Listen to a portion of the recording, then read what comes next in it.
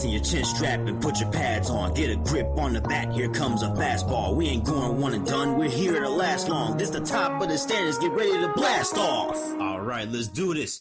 Bang! Bang! Every Sunday afternoon, big sports fanatics coming out your speakers like a piston running with magic. Game time status good to go is automatic. Ready for the blowouts and the instant classics. Calling all the teachers, all the fathers and the mothers. Calling all the kids, all the sisters and the brothers. Dynamic high schoolers in the game like no other preseason. Game 7s, hey, y'all know we got it covered. From the finals to the Super Bowl to the World Series to the Stanley Cup final. Over here we spit it clearly. Andrew Hale and Jotham Israel coming with the hottest topics. And you know what's up with sports. People wanting it, we got it. Yeah, get in the game. It's the top of the standards, man. Get in the game. It's the top of the standards. Yo, get in the game. It's the top of the standards, man. Get in the game. It's the top of the standards. Come on. Get in the game. It's the top of the standards, man. Get in the game. It's the top of the standards. Yo, get in the game. It's the top of the standards, man. Get in the game. It's the top of the standards. Come on. Yeah, top of the standards. That's what it's about, baby. Let's go. Yeah, season 2 is here, baby. Yes, Jotham Israel and Andrew Hale, we're back and better than ever. Yes, we got a ton of sports to talk about, as always. And yes, I can rap. I produced the song, I wrote the lyrics, and I rapped it. That is my voice. Yes, you guys better believe it. But before we get started, we wanted to let you know that Top of the Standings is brought to you by Anchor. Anchor is a completely free and easy-to-use platform for podcasting. A computer or even a mobile device with a functional internal or external microphone is all you need to start recording your podcast with Anchor. When you do finish recording your podcast audio, you can simply edit it and upload it to the biggest podcasting platforms like iTunes, Spotify, Google Play, and more. 4 months and 16 episodes of Top of the Standings is walking proof of Anchor's usefulness. If you don't know how to start a podcast, Anchor is the perfect place to start. For more information, go to anchor.fm on the web or download the Anchor app on your mobile device. Wow, dude. This was a pretty eventful weekend, not just for in the world of sports, but pretty much for the both of us. But it's pretty split equal and equal. I mean, you go back to school. I'm about to pack up for college. And then the Hall of Fame weekend stuff happened. We got a lot to talk about, man. Yeah, we missed about 2 weeks, so we got a lot of stuff to catch up on, a lot of exciting stuff to catch up on. Olympics, NBA, MLB, even a little bit of NFL, as you mentioned earlier. Yeah, and let me start with the NFL. So obviously we saw the Hall of Fame classes of both 2020 and 2021 enshrined, and obviously you saw the usual speeches, the usual legends, around the game. And I think Troy Polamalu, in my opinion, I think he was my favorite Hall of Famer of the bunch, just because, I mean, he has like a certain swagger to him that is just like this dude was a real all-around great safety. Yeah, you're 100% right. He has a great personality, but I can't say the same of him being my favorite. I think you know who I got to go with. I got to go with my boy Megatron, Calvin Johnson, one of my favorite players to watch growing up. I remember going to a few of his games and just being in awe seeing him play on the field. One of the best wide receivers of all time. If he would have stayed in the league, I think he may have been the best ever. But nonetheless, he still got in there. I'm happy for him. It's always cool seeing Calvin Johnson rep the Lions. So awesome. Yeah, I wouldn't be surprised if if I heard a funny speech from Peyton Manning tonight as well. I wanted to just bring up that because I saw an article on ESPN talking about how he changed quarterbacking, and obviously the first thing that comes to mind is his Omaha cadence. Yeah. That's a classic. That's a classic. Every time you see or watch Peyton Manning, every time before he retired, that's the only thing you'd hear out on the field. Omaha, every single time. It was so funny that I remember when the Tennessee Volunteers baseball team made it to the College World Series. Obviously, College World Series is in Omaha. They made a hype video, and Peyton Manning was teaching the Tennessee baseball coach how to say Omaha properly. I was dying. And I'm like, so this is how far he's come with that cadence. Yeah, I think if anyone hears that on a football field, the first thing they go to in their mind is Peyton Manning. That's how much he revolutionized that word, in my opinion. Yeah, and some people, oddly enough, have him in the GOAT conversation, or even crazier, have him as the GOAT. Which there's no disputing that he's a great player. I don't know exactly about the greatest of all time, even though it's kind of like a little bit of the Michael Jordan, LeBron James ish type thing. But I mean, I guess it's understandable. But Peyton Manning was a great quarterback, first QB to win Super Bowls with multiple teams, um, to lead multiple teams to Super Bowls. That's a great accomplishment. Yeah, I think there was a better conversation for him being the GOAT when he retired, but after I don't know, it's a little bit questionable. But when he retired, the year he retired, he had a lot of records. He went out winning a Super Bowl. So there's definitely a better conversation then. Now, I mean, he retired and Brady got 3 more rings. exactly, exactly, which makes the conversation again pretty difficult now. Yeah, and then people just completely disregarded him when Mahomes came on the scene. They were, Mm. I mean, understandably so. Patrick Mahomes is, I mean, I can't picture him at the end of his career without a gold jacket at this point. I mean, his accomplishments. Already, Yeah, already. He's not even in his 30s, nowhere near his 30s. I mean, it's he's crazy. crazy. Yeah. But yeah, great Hall of Fame class. It's dope to see 2 classes enshrined. I don't Yeah. think I've ever seen that before. It's pretty unique. Yeah, it was. I'm happy for both squads, though, both 2020, 2021. It would have been very unfortunate if the NFL wasn't able to fully induct the 2020 class, so it's really cool that they were able to kind of combine the two. I know high schools around the nation are punching the air. You know what I'm saying? But last thing I'll say about the Hall of Fame game. Can we mention that it was? I mean, this was an odd little detail. It's not the biggest thing in the world. It's not the biggest travesty. It's not the biggest hoorah event. But the game was on Fox. Yeah. I mean, I was kind of confused too, and it's funny. I watched the entire game, even though probably my least favorite team's playing, 2 of them at least. I don't really like the Steelers. No one likes the Cowboys, let's be honest. But those 2 teams, not my favorite. I still watch though because it's football nonetheless. But it was interesting. It was on Fox. When I saw that, I was a little bit confused, but it is what it is. Not a problem Yeah, with me. I mean, first football game back in 6 months. I mean, it's like, I mean, it's a game that doesn't matter. This is not the Super Bowl, thank God. Um, Yeah. and I mean, it was just basically an event to enjoy.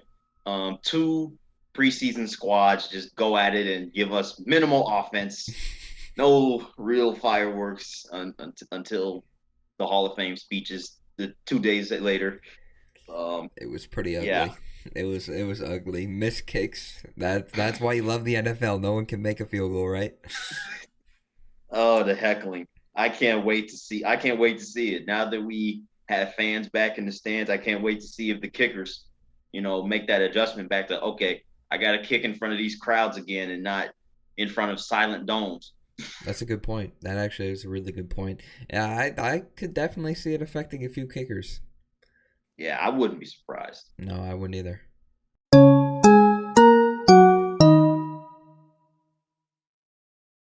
All right, Andrew, let's talk about the MLB playoff races. It's about that time again, and let's keep it honest, man. Some of these playoff races have flipped on their bellies. We're talking about the Boston Red Sox being bona fide division winners. Oh no, the Boston Red Sox, they're gonna win the AL East. It's not even close. The Yankees suck. They're under 500. They're not gonna do anything. The Rays lost Tyler Glass now, yada yada, this and that, and oh boy, the entire division just changed, and now the Blue Jays are on the rise again. Yeah, I think before we get into this conversation, we need to mention the trade deadline because if you look at the teams who have been successful, they did something at the deadline. They did substantial amount of deals at the deadline. The Yankees, they got 2. I can't. It's weird saying they got 2 power hitters. They got Joey Gallo. They got Anthony Rizzo. That which is insane to think about. It's really weird to look at. But they made moves, and now look how they're playing. They're playing really good baseball right now. Same with the Blue Jays. They made another move for Barrios, a great pitcher. He was an all-star a few years ago. Very good pitcher from the Twins now in Toronto. And you look at the Red Sox, they made one move, essentially one move, Kyle Schwarber, which wasn't the worst move, but he is hurt. He probably won't be back till the end of the month. He was on a tear earlier last month in June, but that's the only move they made. They didn't really they were supposed to get Anthony Rizzo. They had ties. They drafted him. That didn't happen. They have to stick with Kyle Schwarber. They said they're going to play him at first, even though he hasn't played first since I think single A. So good luck, Red Sox. And I guess that's why they should have made more moves, because right now they aren't playing well at all. Yeah, and now the teams that they were having decent space on, they're catching up to them fast. The Rays swept them, and now they're leading the division. Oh, don't look now, but the Yankees are only like a few games back now. You're going from, AL East champ undisputed to, we might miss the playoffs now, especially now that these wild card teams are starting to rack up some wins.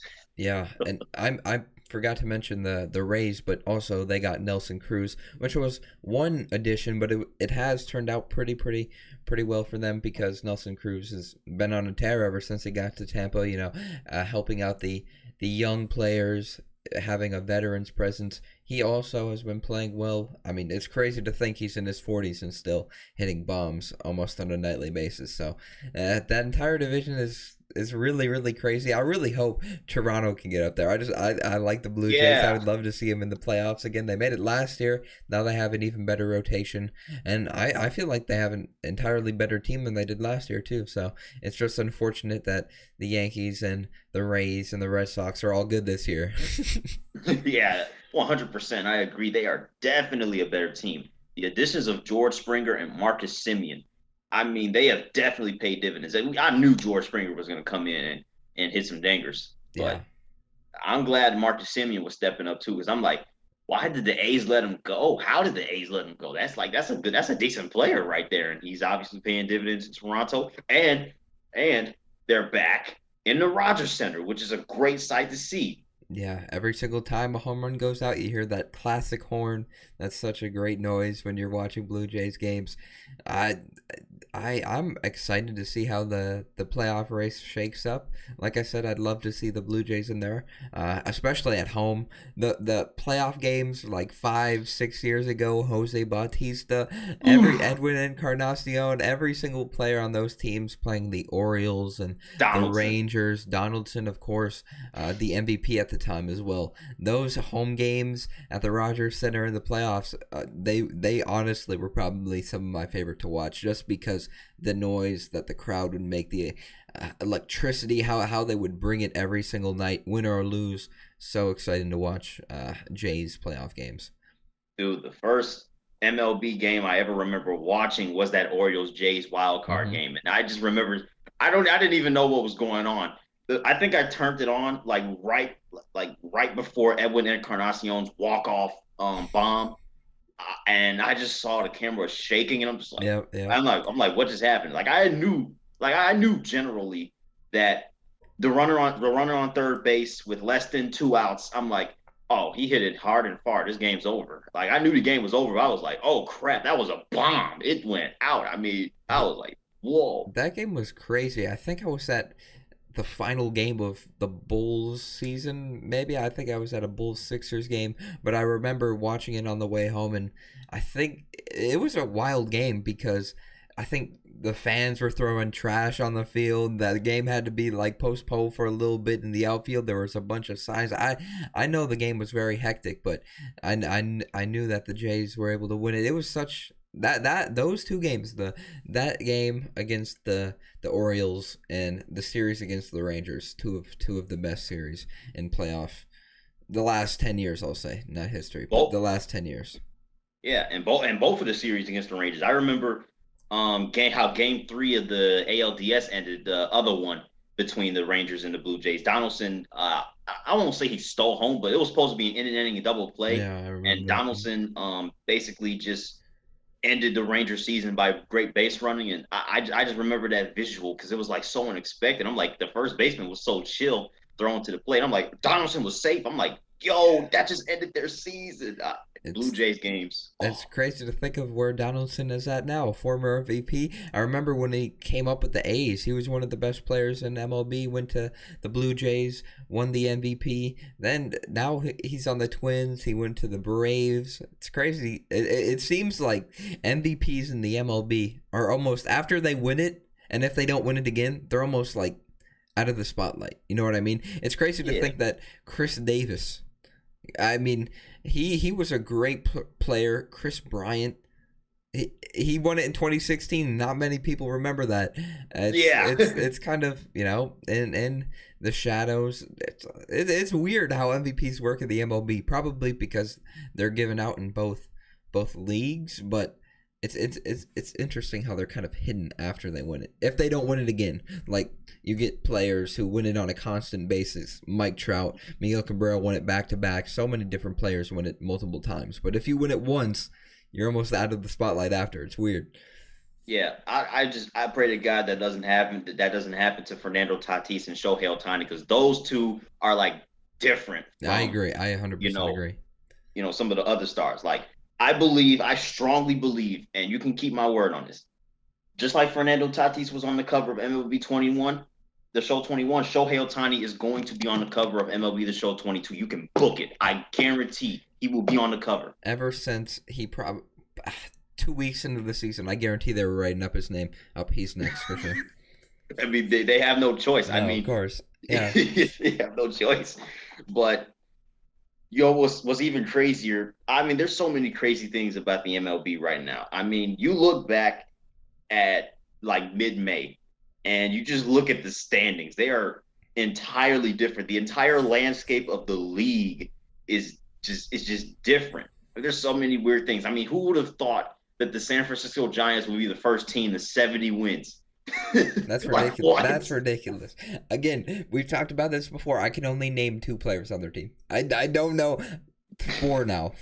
Okay, let me be honest. Maybe 4 players, but other than that, it's funny because they don't really have. We've talked about this before, but they don't really have that one major star. Sure, they have a lot of great players, but they don't have that one superstar. They don't have a Shohei Ohtani. They don't have a Fernando Tatis. They don't have a Vlad Jr. They don't have an Aaron Judge or whoever you want on the Yankees. You could pick anyone. They don't have Max Scherzer. They don't have Trey Turner. I mean, so it's funny to think that the Dodgers' worst player could probably be a star in any team.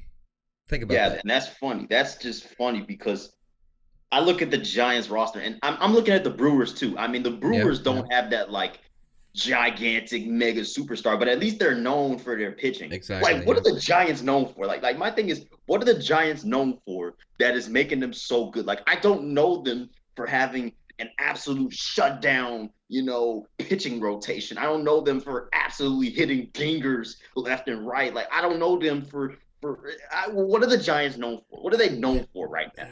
I have no idea, because I don't think they've even been on national TV all that much either. So they haven't had their games really televised on a national basis. No one really knows anything about them. That could either be a good thing or a bad thing.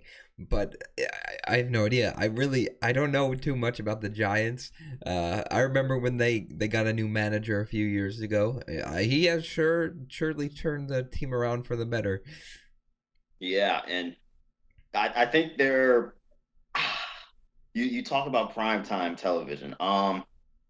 I think I remember seeing later down the schedule, they finally got a Sunday Night Baseball game against the Dodgers. I think it's in San Francisco. So, I think before scheduling that, the people at ESPN were like, this may be an all right game. The Dodgers will probably win. I bet they're happy that they scheduled that now.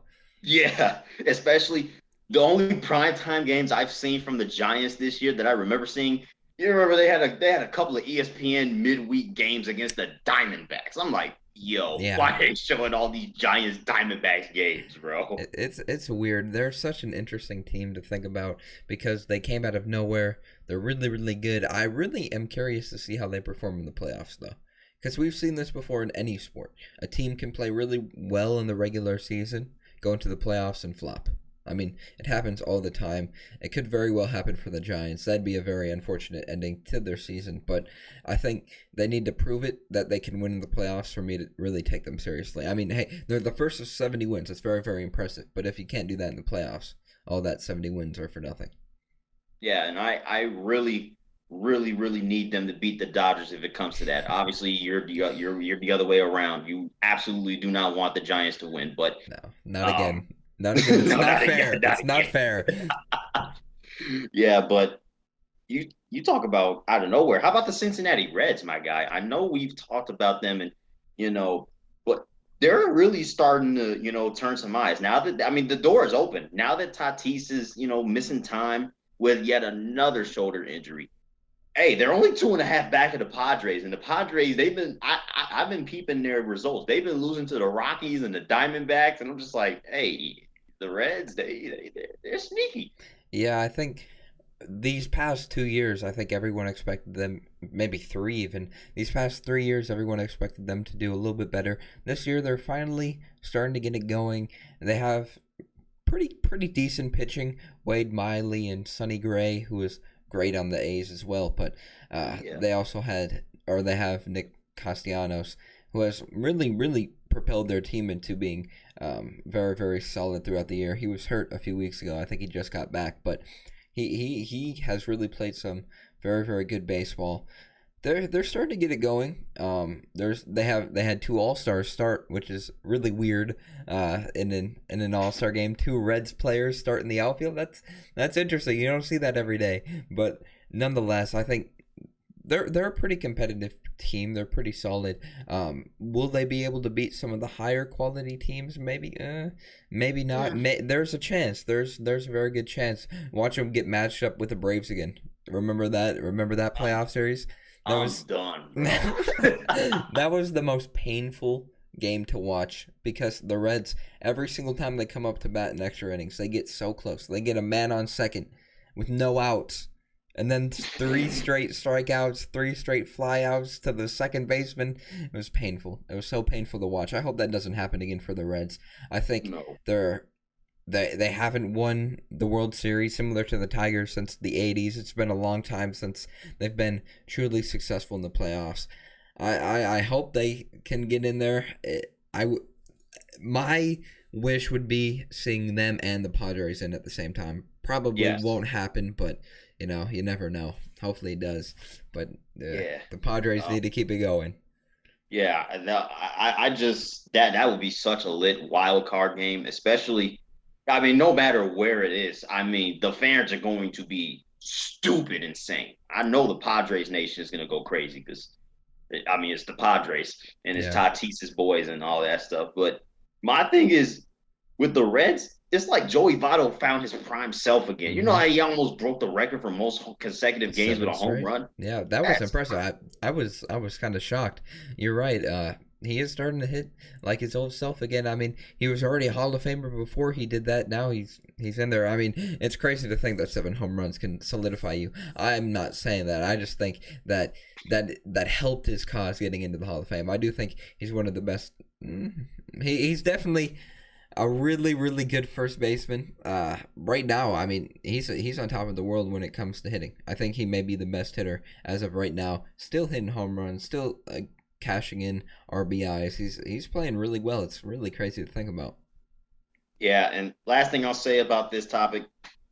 So I know everybody is clowning the Cubs for having to watch Chris Bryant, Anthony Rizzo, and Javier Baez homer in their first games with their new teams, yada, yada, this and that. And I was thinking to myself, are they all going to have to watch these guys play in the playoffs? We know the Giants are probably going to make the playoffs. The Yankees are making a good run for it. But what the heck is going on with the New York Mets, man? They are starting to really blow this super strong NL East. Yeah, I don't know. I don't know why everyone thought they were the best team. In my opinion, I don't think they are. They have a really good pitching staff, but other than that, they kind of struggle in some positions. I think that the Phillies, I would consider them as of right now. Obviously, they're in first place, but the best team in the East. It's questionable with Acuna for the Braves if he's healthy. then I think. Yeah, if he's healthy, there's no contest. I mean, the way these teams are playing, there would be no Do you know how embarrassing it would be for everybody in the National League Eastern Division if the Braves were to win the NL East without Ronald Acuna for most of the second half of the season? Do you know how embarrassing that would be for the Mets and the Phillies, especially looking at the standings now? Do you know how salty their fan bases will be? But let's not sleep on the moves that they did make. The Braves made a ton of moves to try and, I wouldn't say replace, but help in place of Ronald Acuna. They got Jock Peterson. They got Adam Duvall, who played for them a few years ago. It was really, really good for them when they made their playoff run. He's back now. They made a lot of moves to try and solidify that outfield. It's working slowly but surely, but the Phillies and Bryce Harper, they're on a different planet right now. Bryce Harper is almost pushing himself into that NL MVP category. He's hitting some major home runs, putting in major work on with his bat and in the outfield. He's playing well. I think he's finally coming back around. It's kind of funny. Ever since he went to the Phillies, no one's really talking about him. I remember when he was the star of the league with the Nationals. Ever since he left, everyone's not really talking about him.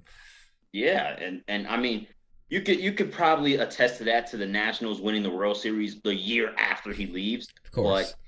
But dude, now it's starting to pay dividends. The Phillies have won their last 7 games. That's the longest winning streak in the National League right now. That's actually the longest winning streak in the entire MLB right now. So they are really on another level. And if they sweep the Mets, which they already won the series, but if they sweep the Mets, oh man, and not to mention Philadelphia has the easiest schedule remaining in the entire MLB. Wow. So yeah, this might get ugly for Mets fans. They thought they had the division on lock.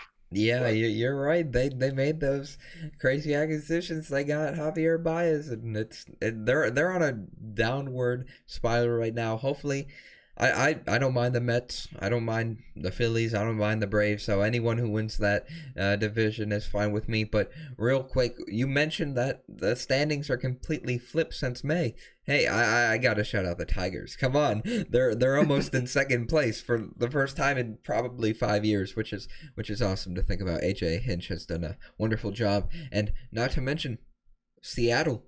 How are they still above 500? That's impressive. They could easily make the playoffs as of right now. How are you feeling about your team?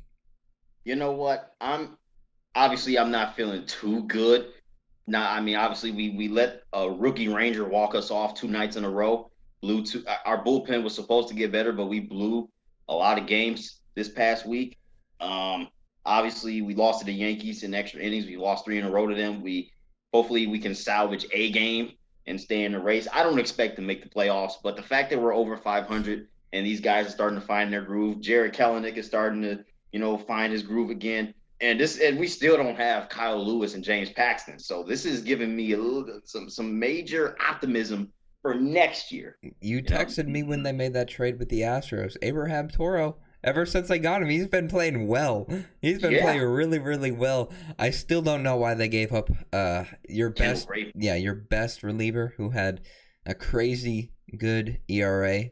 Now he's playing well. I don't know why you would give him up when he's been shut down all season, but it is what it is.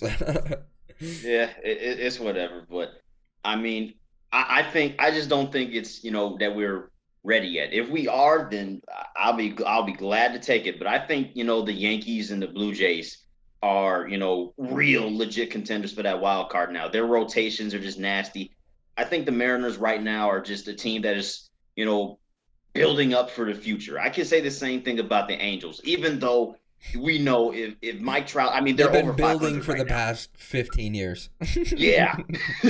And the Angels are still over 500. I don't know how. I don't know why, but I mean, if they get Mike Trout back, then we might have to start turning our eyes a little bit and looking at the Angels like, hey, if you guys start winning, 3, 4, 5 games in a row, every now and then, hey, you can make a serious push and, get my attention.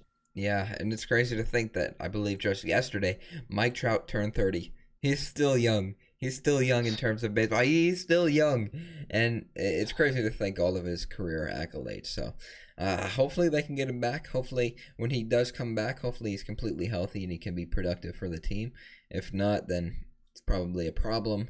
But I think everyone's just still every single night excited to watch what Shohei Ohtani can do because it seems like on a nightly basis he does something special.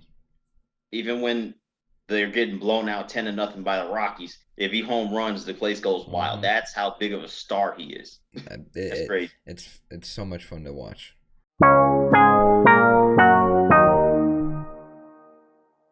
All right, man. Let me touch up on the NBA real quick.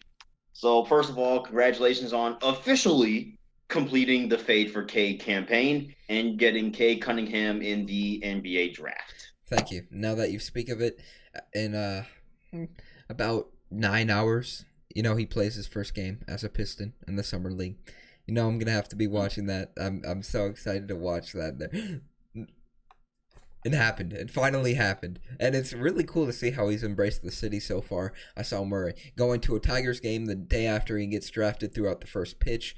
It's really cool to see a first pick in the NBA draft to rep Detroit. It's awesome. It's awesome to see. Unfortunately for you, he's not on your team. I could say the same with every other team. But again, I'm excited. I think that the Pistons made some pretty decent moves in free agency. A few trades before that. Mason Plumlee on the Hornets. Now they got Kelly Olynyk, which at first I was like, ew, because I've never been a Kelly Olynyk fan ever since he was on Boston. I didn't like him whatsoever, but apparently after he got traded to Houston in that Victor Oladipo deal, he was shooting lights out from three. So apparently he'll be a better shooter than Plumlee. He'll be able to stretch the floor. And they also got Luka Garza in the draft, which at first I was like, because I didn't really think his game would be able to translate because he's a little bit slower. He's on the slower side.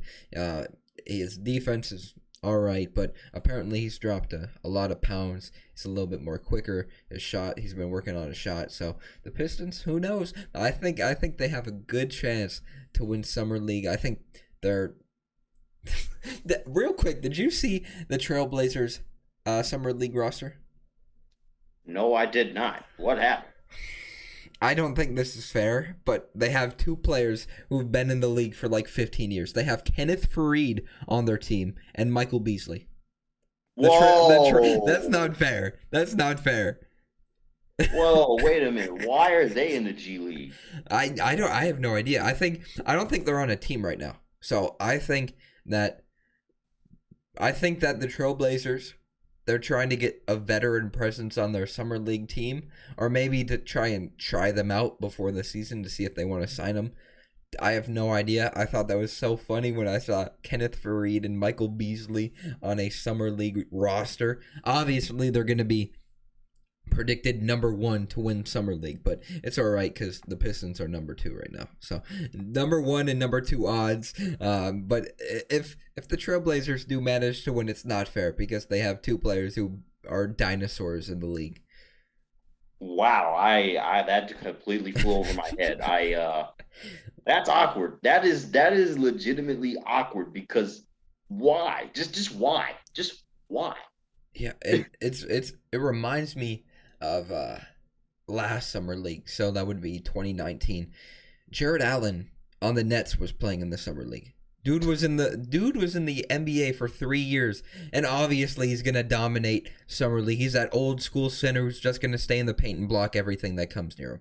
I thought that was so annoying because every single time the Pistons would go up against the Nets in the Summer League, they wouldn't be able to stop Jared Allen. It's so unfair. Why is he in the Summer League? I wouldn't be surprised after signing a $100 million contract he's in the Summer League this year.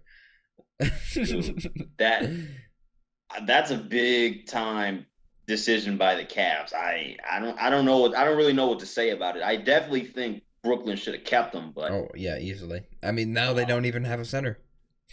Yeah. I mean, they have Nicholas Claxton, but who played pretty well in the playoffs. But other than that, yeah, a lot of.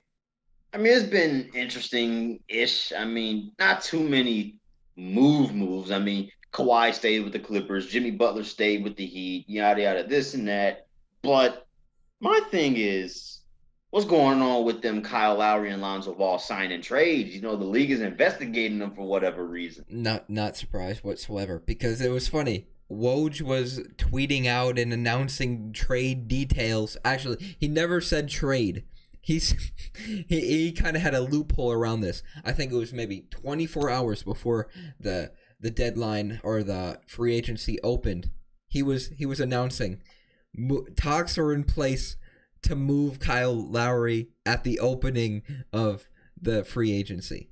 He never said that there was a trade in place. He would say moves and talks are in place for Kyle Lowry to go to the Miami Heat. So technically he never said that a trade was happening. So he kind of got around it, but it was pretty obvious that most NBA fans knew that Kyle Lowry was going to go to the Heat. Like, it was pretty obvious. And then Lonzo Ball, everyone knew that he wasn't going to stay in New Orleans. If he was, he would have already signed a big contract.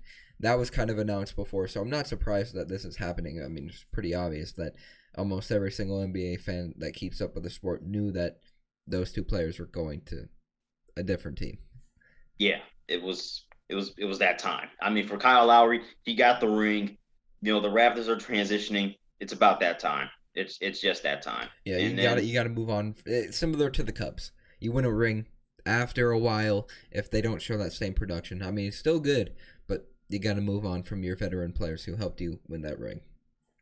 Yeah, and they just weren't that good this past year. I mean, first year without Kawhi, they were really good. They were a 3 seed, lost a game 7 to the Celtics in the second round, but this year they were 27-45. What? Yeah. And Pascal, who knows? Maybe he'll be gone next. They kind of, in my opinion, they got his replacement, Scotty Barnes, in the draft. So, yeah, I don't know why they picked him over Jalen Suggs, but I will take it. I will take Jalen Suggs, and I will take Franz Wagner. I will take those two. If I can't get Cade, I'll take those two. Now you have the Wagner Michigan brothers on your team. Oh, my two least favorite players to ever play in Michigan. That second pick, Wagner. I don't know. I think you may have been able to get someone better. It's all right though. I mean, the Magic do what you want. I mean, maybe he'll be good. Maybe he proves me wrong. Maybe he'll be a solid player. Same with Jalen Suggs. I guess we'll have to see. But I think the funniest signing that I saw, Andre Drummond. To the Sixers. Because I don't know if you ever kept up with this.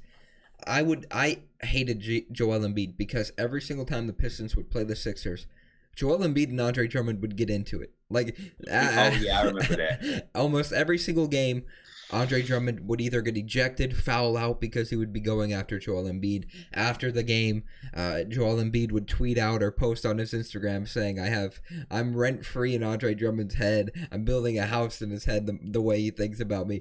It's Joel Embiid, obviously you know him, probably one of the biggest trash talkers in the NBA. Andre Drummond hated him.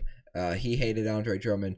So now to think that they're on the same team after their beef that they had in the past is hilarious to me, and it's really sad seeing Andre's career progress, because when he was in Detroit, everyone was thinking maybe he could be a top 5 center in the NBA. Gets traded to the Cavs, didn't do much, gets traded to the Lakers. Everyone saw that he isn't the greatest defensively, especially against certain matchups. Now he's on the Sixers as a backup because there's no way he starts next to Joel Embiid. I mean, the floor, and to think that they may keep Ben Simmons. If they do, him, Andre, Joel Embiid, that's the most crowded court you could possibly think of. Everyone's going to be standing in the paint. No one's going to be able to hit a 3-point shot. I mean, Joel Embiid, but it's crazy to think that he went from an all-star in Detroit to a backup in Philly. That's Philadelphia sports, man. I'm telling you, there's just something about the turmoil that city is having with its sports. The Eagles had to let go of Carson Wentz. The Flyers can't buy a playoff spot for consecutive seasons, even if their franchise depended on it. The Phillies, okay, yeah, they were on the rise, but man, they had some ugly losses. They had some ugly losses earlier this season. And now you look at this Sixers team, fresh off an embarrassment butt whooping from the Atlanta Hawks. And this, I don't know if this is funnier than the LeBron James Lance Stevenson teammate pairing, but it's definitely right there. I mean, it's right there. That's a good comparison. That is, I never even thought about that. That's actually perfect because two players who don't like each other. It's just gonna be weird to see Andre Drummond in Philly. I mean, it was weird to see him in Cleveland. It was weird to see him in LA, but now Philly. It's sad how his career has gone. Since we're talking about Sixers and Lakers center connections, did we ever think that Dwight Howard would have 3 different stints with the Los Angeles Lakers? 3, Andrew. 3 different Honestly, stints. I'm not surprised at all because I believe it was last free agency that it was announced that Dwight Howard was returning for another season. I think that deal was cut short in the middle. Something must have happened to the point where a deal was not reached. Then he went to Philly. So I'm not surprised whatsoever that he's going back to LA. In my opinion, he should have stayed with LA in the first place. I feel like he was a better fit in LA.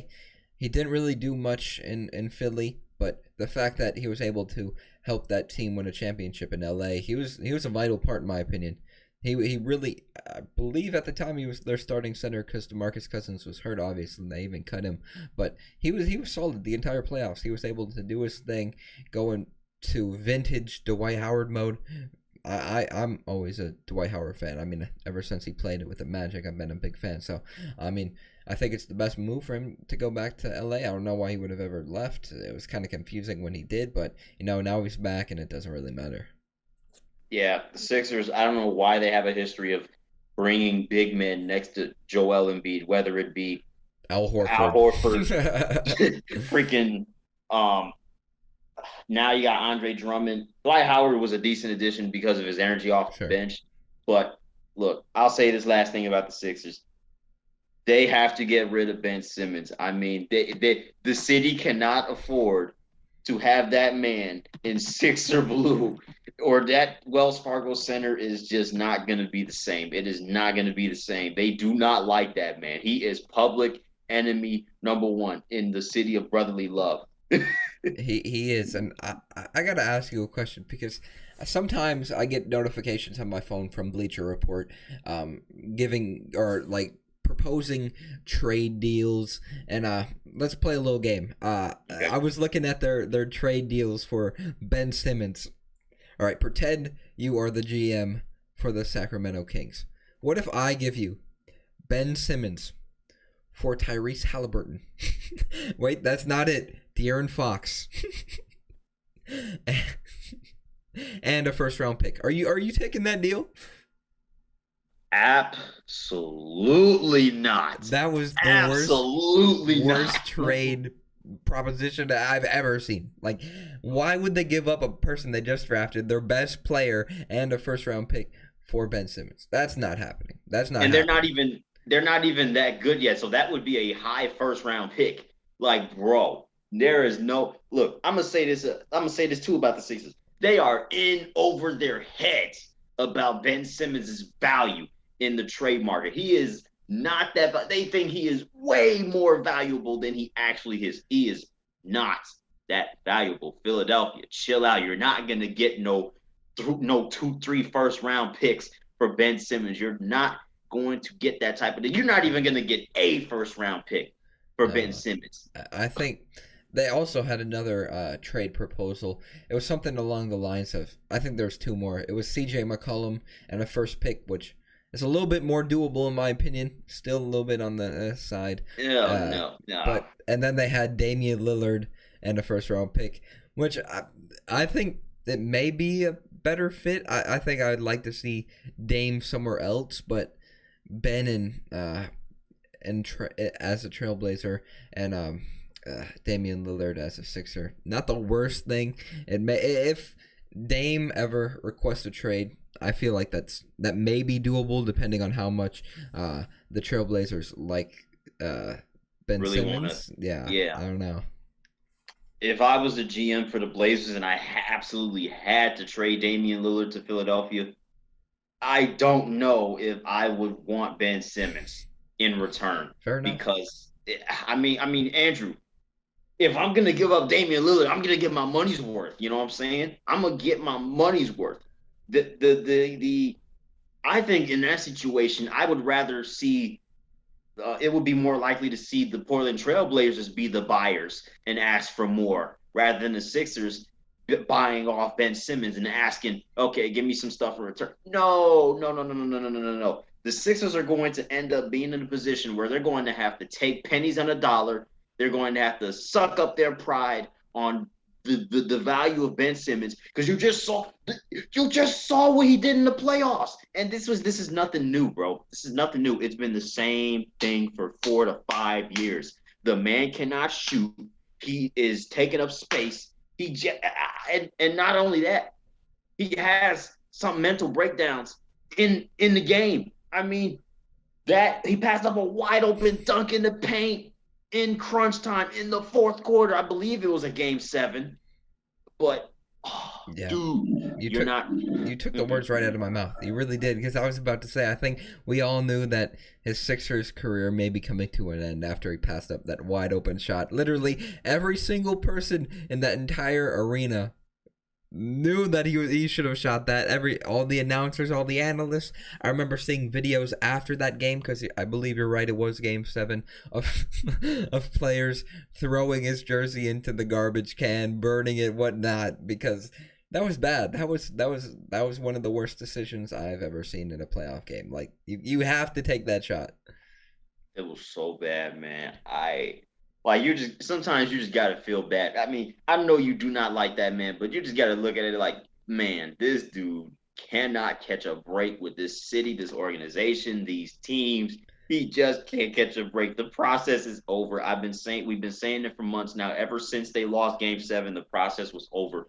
And even if they did get past them, they were not beating the Bucks. The Bucks were clapping those cheeks one way or another. It was and it's funny to think, because you're right, the Sixers fans are probably the most passionate in the entire NBA. I remember when they only won 8 games a few seasons ago, and then to see their first playoff game in years, electric. So of course they're going to be passionate.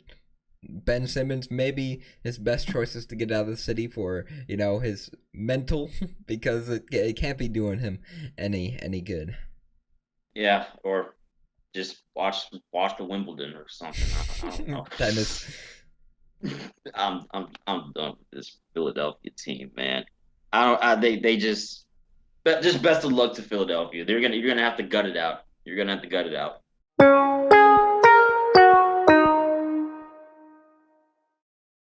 All right, dude. Let's get into our MVPs and LVPs. Who is your MVP? I think I gotta just give it to all of the new NFL Hall of Fame inductees. I think both 2020 and 2021, they deserve it. They played their entire career to get to this moment. It's very, very cool that they were able to. I like this every single year. They go back into the history books and they pick out a few players who never got a chance to be inducted into the Hall of Fame after they retired. So a lot of players were a little bit older, played a few decades ago. So it was cool to see that they were able to be, announced into the Hall of Fame. Last year's inductees, 2020, they were able to have their ceremony. 2021, able to have their ceremony as well. Some great players as well. You mentioned earlier Troy Polamalu, Peyton Manning, Megatron, Calvin Johnson. I mean, some of the greatest players that I've been able to watch. So it's really, really cool to see the NFL commemorate the older players, the technically younger players, the 2020 class and the 2021 class. Yeah, I agree, and that's not a bad MVP. But I gotta say that Jimmy Johnson's probably had the coolest Hall of Fame backstory of most of the Hall of Famers, just because of the fact that he won a national championship and then won a Super Bowl, and then he finds out he's a Hall of Famer during a Fox halftime show during a playoff game, and just that moment was so dope. It was the Rams Packers game, and Troy Aikman was tearing up live. And I'm just like, yo, that was so cool. I don't know why, but it just felt so cool to see that. Like the Yeah. moment was so cool. Yeah, you always love seeing those videos of when the Hall of Fame shows up to their house with the message to tell them that, oh, you're in the Hall of Fame, Calvin Johnson. Every single player who was able to have that moment where they finally know that they're going to be able to call themselves a Hall of Famer. I think that's always cool. Always seeing those videos. Very, very, very fun to watch. Very cool to watch. Yeah, I agree. It's a great, honor, and obviously these guys act like it, and it's a beautiful sight to see. But my MVP, I'm gonna give it to the Philadelphia Phillies because I think everybody was clowning the Phillies for some of the ways that they found ways to lose games. I mean, they earlier in the season, they always found a way to lose. Especially when they had a lead. It was like bad news. Hector Neris coming in the ninth inning with the Yeah. lead, and he blows the save. And obviously, they didn't really make any moves at the trade deadline. So you're thinking, okay, this team is not yada this and that. And then Philadelphia was having their own little debate on should we be buyers or should we be sellers? And everybody was exclaiming, no, we should definitely not be buyers. But I mean, I don't know. I don't know. Right now, their team is looking decent. They're definitely not World Series contenders yet. They're definitely not World Series contenders. But I don't know if we can say that because we saw what happened with the Nationals a few years ago. I think we just gotta wait to see what happens. I don't think we can rule anyone out yet because one team can have a crazy run. You never know. I digress. You are right about that. If the Phillies end up winning the World Series, I suggest that the Phillies media department take this clip, Yep. put it in your World Series film. Just tag us, like put our logo maybe somewhere on the video because give us our credit. But Jotham right here, he predicted that the Phillies have a really good chance to win the World Series right now. So the Philadelphia Phillies management team, you're free to have this, but mention us. And I just really like. I mean, I think the team is feeling really good about where they are right now. That's just the way I see it.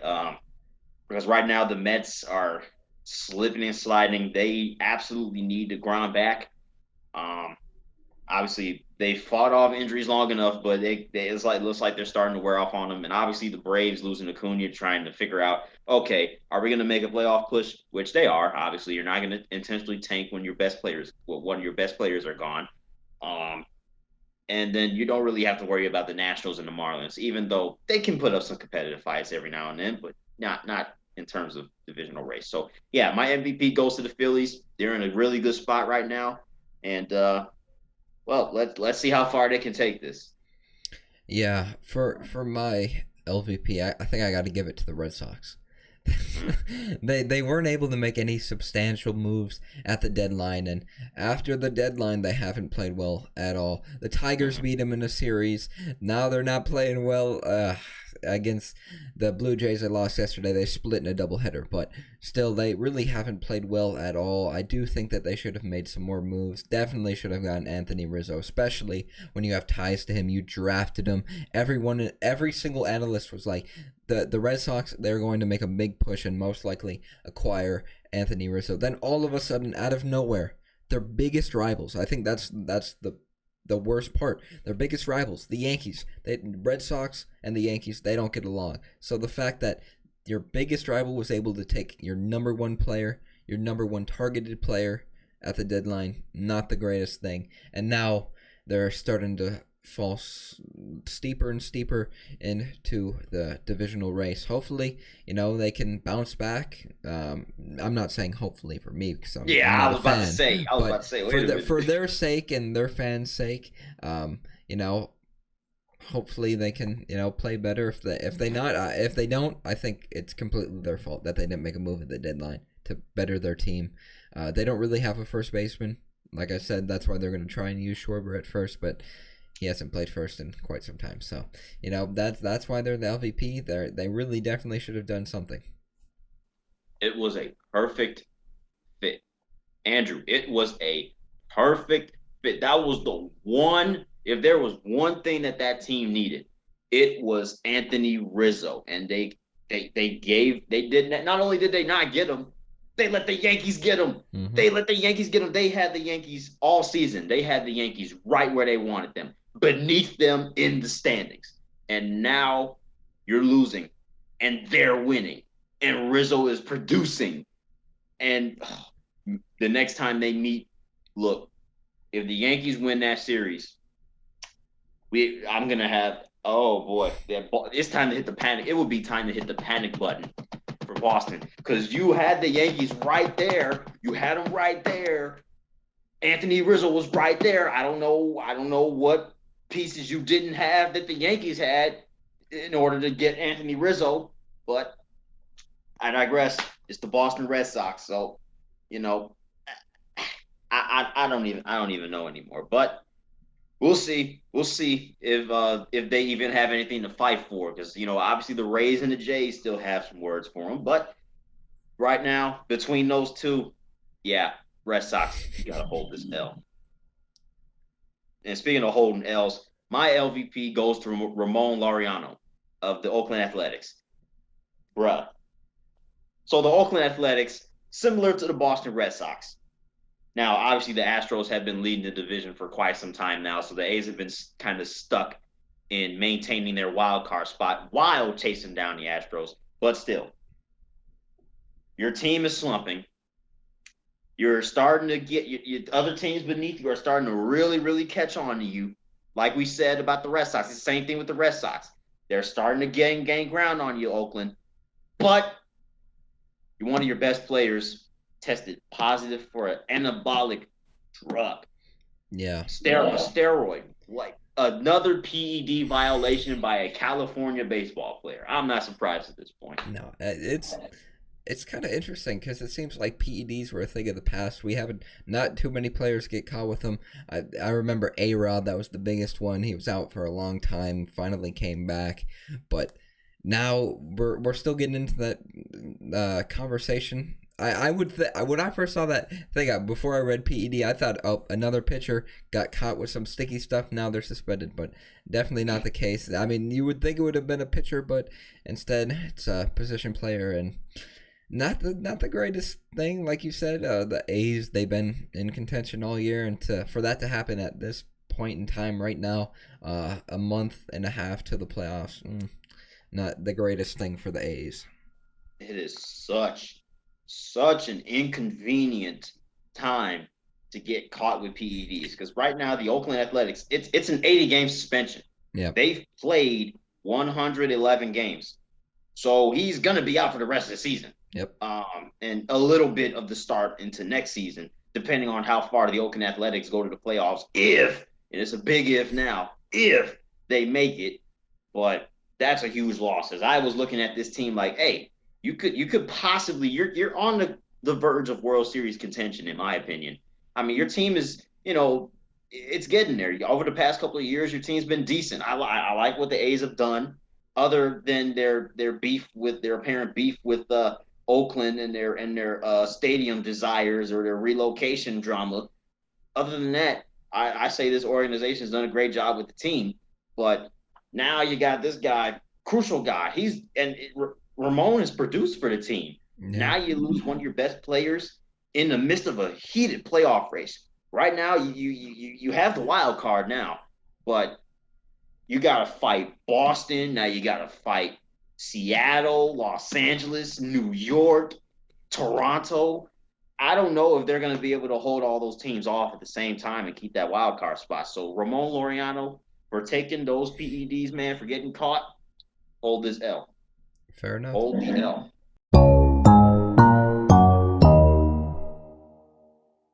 All right, Andrew.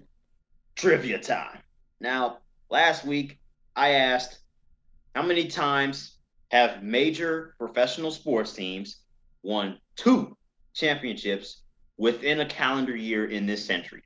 So I answered this in 2 parts. I either said 1, and it was the Lightning because we spoke about it earlier in the episode, or it'll be like a baseball team or some weird to the point where it's just off by a day. You know what I mean? One team, a team that goes back to back, right? They win it on, let's say, June 17th, the random date. The next year they go back to back and win it on June 16th. Technically, that would be in the same calendar year. So I mean, I feel like that's gonna be the answer. It's gonna be like one of the weird ones. I'm gonna say it's either 1 or I gotta go with my lucky number 8. Well, you're smack dab in the middle in between it because it's 5. Okay. It's happened 5 times. Obviously, the Lightning. We obviously saw that. It won a Stanley Cup last October. Won it this past July.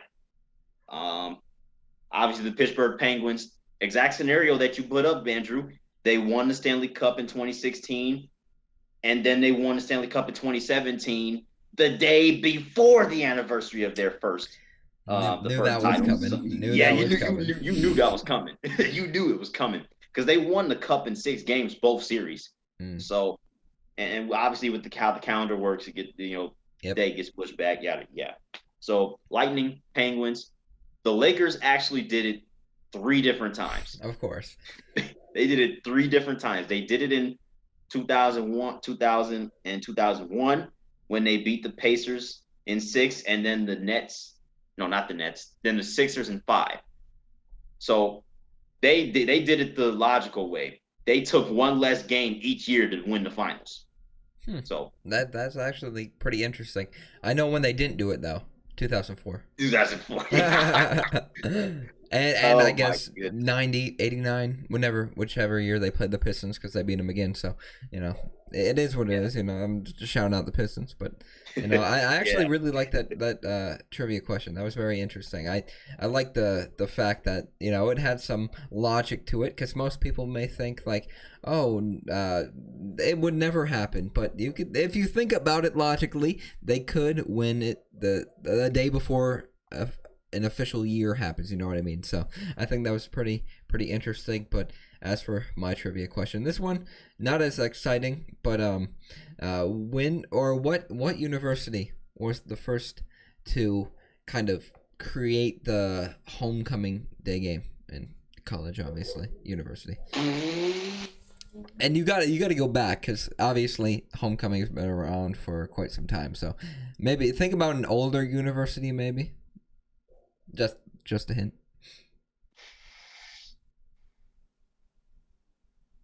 I'm gonna say I don't even know. I'm gonna say a school like Texas. It's not a bad guess. It's actually a pretty solid guess. It's a good guess. I'll say Texas for now. You're around there. I'll say that you're around there. That's a very good guess. Okay, I can't wait to find out next week. That's intriguing. Homecoming. The first college university create homecoming game. Wow, that's interesting. But yeah, dude, we obviously talked about a lot today. A lot going on for both of us, both in the world of sports and in the world of, life. I mean, I got the Viking headband on, what I'm saying? I'm an alumni now, so Respect. Expect frequent returns, especially to sporting events. I might, stop by for the first quarter of some football games. Stop by for a couple of basketball games, maybe. And who knows? Maybe I'll be one of those former Voyagers that comes in and just hey, surprise, I'm back. Very cool. I like it. Yeah, dude. But that's gonna end it. That's gonna do it for us right now. If you enjoyed this podcast, give us that 1, 2, 3, 4, 5-star rating on Apple Podcasts, Google Podcasts, or whatever listening or streaming device you're using to tune in to the Top of the Standings. Give us a like, comment, subscribe on YouTube, and make sure to follow us on Instagram, Twitter, and Facebook. The Big 3. This has been Top of the Standings, episode 38. My goodness. Wow, we are mowing along here. We'll see you guys next week. Peace.